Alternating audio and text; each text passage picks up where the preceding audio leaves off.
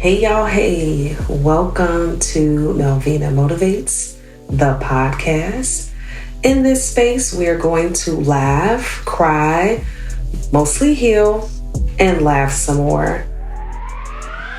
It is my goal to take you from stuck to your absolute greatest by sharing my personal healing journey with you.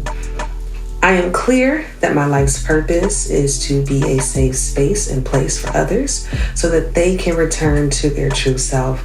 Hop along for this ride. You won't be disappointed. So again, welcome to the Melvina Motivates podcast.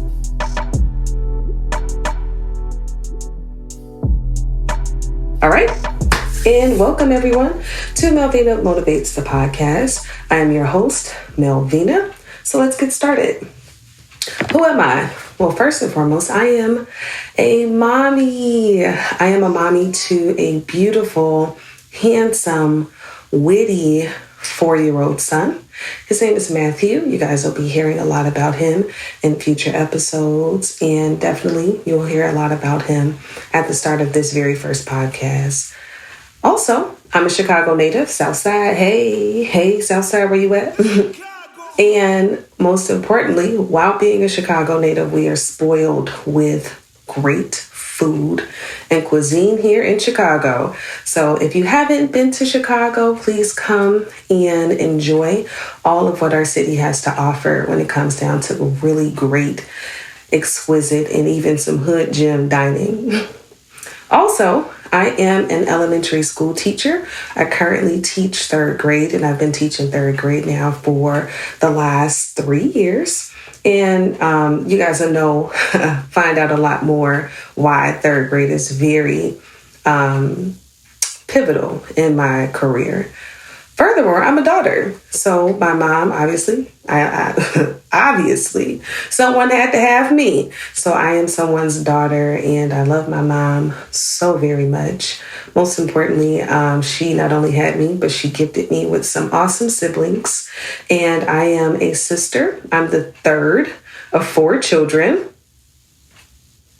And your girl didn't really want to give up the baby spot, but I wouldn't have it any other way. My youngest sister is just a gem into my life. I don't know what life would be without her, honestly. So, yep, I love all of my siblings, but there's an extra special love for that last one. Yeah, I said it.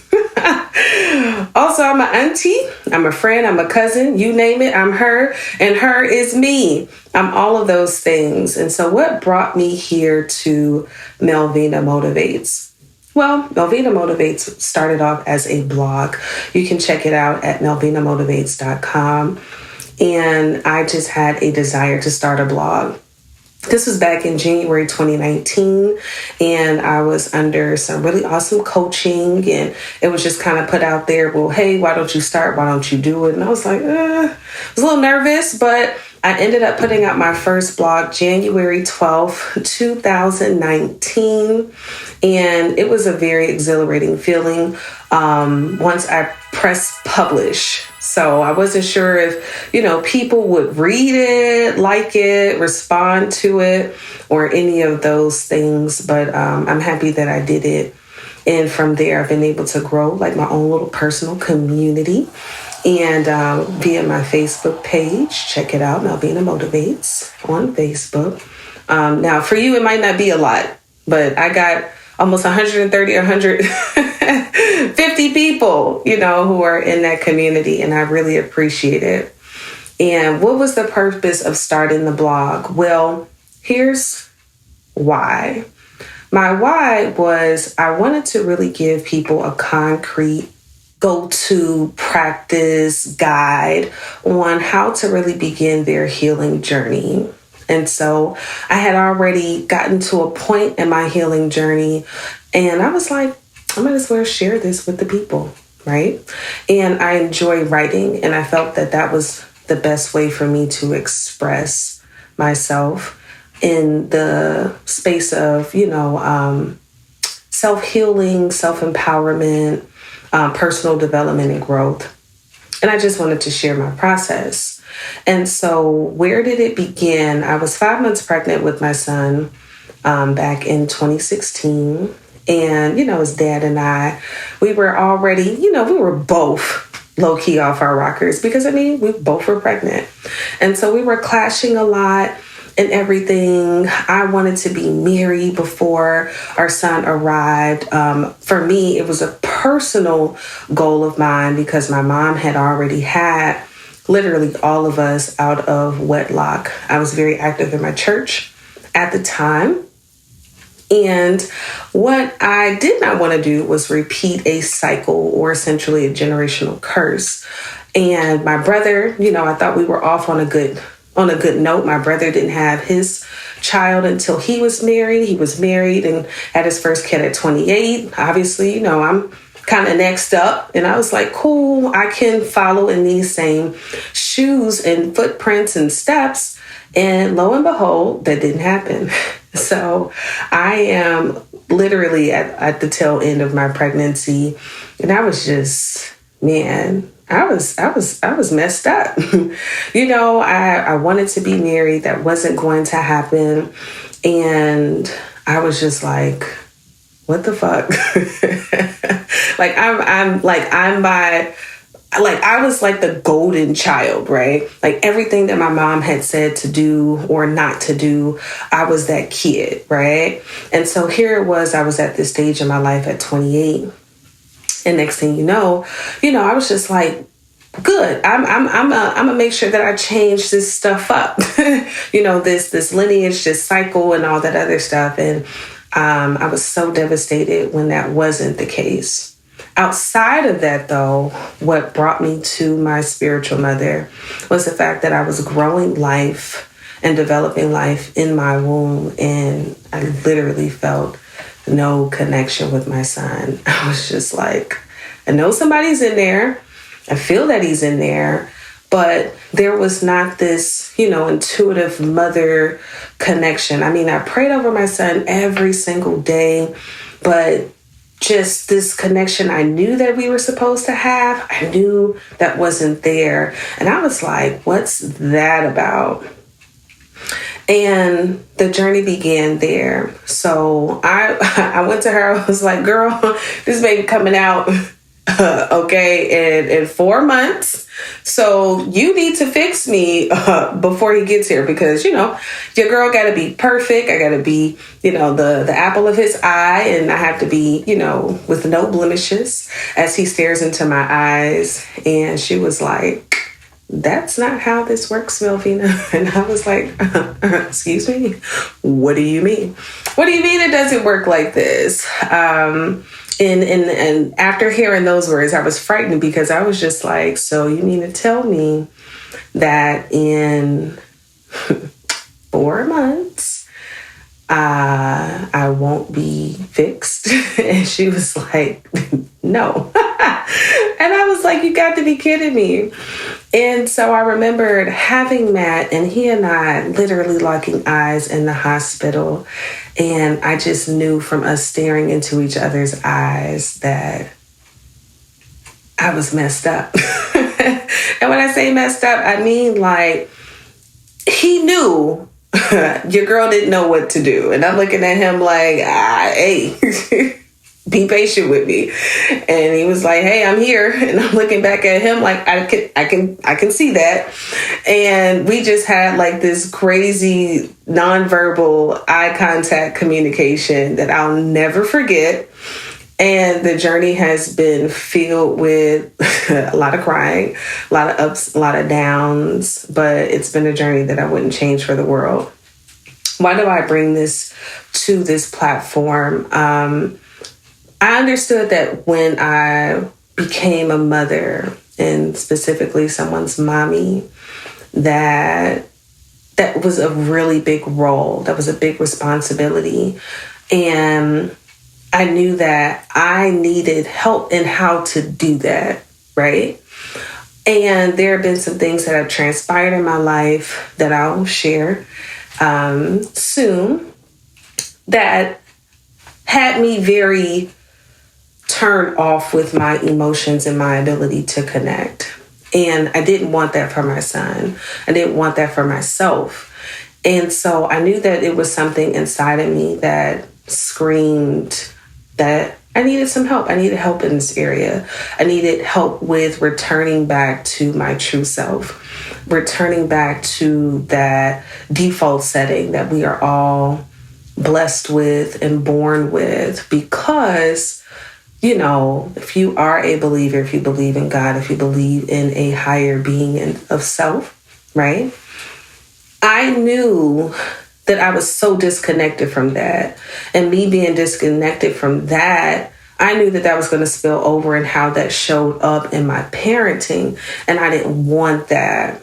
And so that's what sparked, you know, this healing process. And there's been so much work that I've done over the course of the last 5 years. And I just wanted to bring all of that to this platform, go from writing it to now verbalizing it. I wrote here, verbal exploration of my healing. And I wanted to make sure that I brought this to the people, to those who aren't sure of where to start in their healing journey and where to look, how to begin, what to do, what are those ebbs and flows, what are those things going to feel like as you're beginning to uncover your truest self and your highest self, your greatest self. And so that's the purpose of this podcast. So I hope you're down for that. So we're going to take a quick break and we're going to hear a little bit from our sponsor. Are you tired of being disrespected and cursed out by people who are just losers? Well, we have a solution for that, and that is Cuss Champ. Cuss Champ is definitely a tool, a resource that you can use where you can get those monkeys off your back and definitely tell those people to get off. But hey, Cuss Champ does it in such a way where, hey, you'll be ended up compensated or getting promotions on your job. And next thing you know, you'll be getting apologies from left and right based on how people have treated you before after Cuss Champ deals with you. Let's hear from a couple of our testimonials. Yeah, I remember when I had issue with my wife, and she just wouldn't let me get on onto my merry way, and so she kept being mean and disrespectful. And next thing you know, I was like, oh, I can't deal with this anymore. And then I heard about Cuss Champ, and so I gave Cuss Champ a call, and then Cuss Champ gave her the right cussing out. Okay, you know, my wife, next thing you know, she started rubbing my feet, and she making me really good home cooked meals. I've been kind of scared to eat them, but they've been tasty and nutritious, and I've been doing okay. So I just want to say thank you, Cuss Champ.